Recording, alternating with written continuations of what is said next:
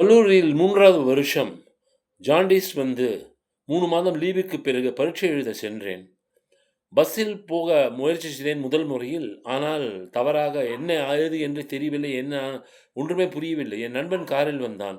அவனிடம் நான் hall ticket என்னை ஏற்றிக்கொண்டு ஹால் டிக்கெட் கொண்டு வரவில்லை என்றவுடன், "கார்ல பிரின்சிபல் கிட்ட சொல்லிடு" என்றான். நானும் நேராக பிரின்சிபலிடம் சென்று ஹால் டிக்கெட் கொண்டு வரவில்லை என்றேன். "கொண்டு வா" என்றார். "இல்ல சார், எக்ஸாம் 10 நிமிஷத்துல ஆரம்பமா போகுது." "அதெல்லாம் இல்ல, கொண்டு வான்ட்டார்." பழைய பகையை தீர்த்துக் கொண்டார். ஆனால் அவரிடம் நான் பகையாளியே கிடையாது. அவராவே நினைத்துக் கொண்டுள்ளார். பிறகு என் தந்தையிடம் ஃபோன் எல்லாம் செய்து கஷ்டப்பட்டு என் தந்தை கொண்டு வந்து குடுக்க, பரீட்சை 45 நிமிஷம் கழித்து எழுதினேன்.